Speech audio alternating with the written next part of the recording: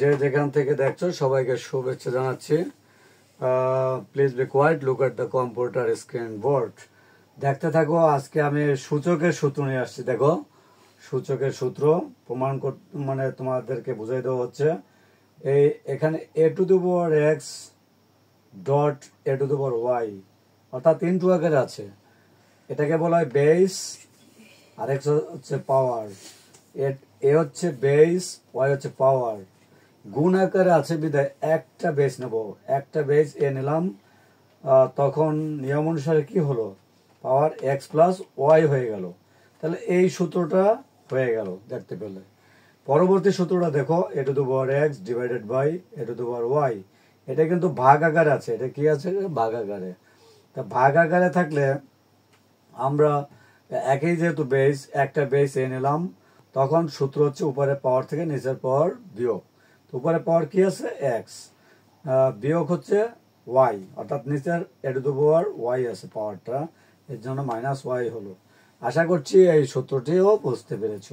পরবর্তী সূত্রটা দেখো, যে A to the power X bracket এর আবার পাওয়ার ওয়াই। ব্র্যাকেট যখন আমি ভেঙে দেবো তখন এখানে আসে A to the power X Y. আশা করছি এটাও বুঝতে পেরেছ।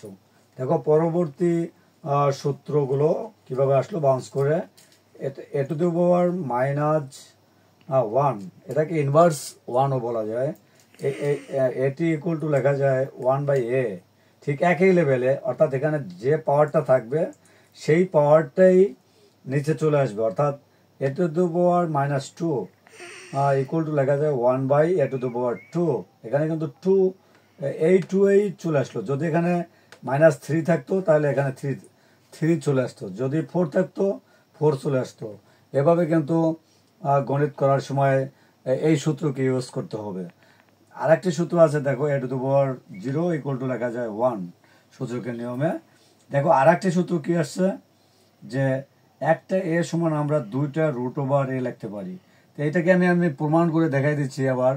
দেখো রুট এ ইকুয়াল টু লেখা যায় এ টু দি পাওয়ার হাফ বা ওয়ান বাই টু ডট একই লেভেলে এ টু দি পাওয়ার হাফ।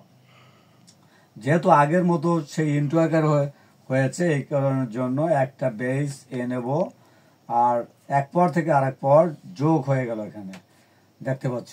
তাহলে এটাকে এখন আবার কি করব, লসাগু করব। তাহলে টু এবং টু এর লসাগু হচ্ছে টু। লসাগু টু করলে এখানে কি থাকে, টু দিয়ে যদি ভাগ দেয় থাকে ওয়ান, ওয়ান দিয়ে লপে গুণ দিলে ওয়ান। এইভাবে কিন্তু ওয়ান প্লাস ওয়ান এসেছে। আশা করি বুঝতে পারছো। তাই ওয়ান প্লাস ওয়ান যদি যোগ করি তাহলে কি আসে, এখানে দেখো টু আসছে, আর নিচে তো টু থাকলোই। তাহলে এখন কি হবে, এই টু আর এই টু কেটে যায়, এই যে কেটে গেল কিন্তু। তা কেটে যাওয়ার পরে কিচ্ছু নেই, মানে পাওয়ার ওয়ান। এখানে আমি ওয়ানটা দেখাই নাই, কোনো কিছু পাওয়ার কিচ্ছু নাই, মানে ওয়ান থাকে। তো ইকুয়াল টু এই যে দেখো কেটে কেটে এই থেকে গেল, অর্থাৎ এই চলে আসলো। আশা করছি যে যেখান থেকে দেখছো এই সূচকের ফর্মুলাগুলো বুঝতে পেরেছো।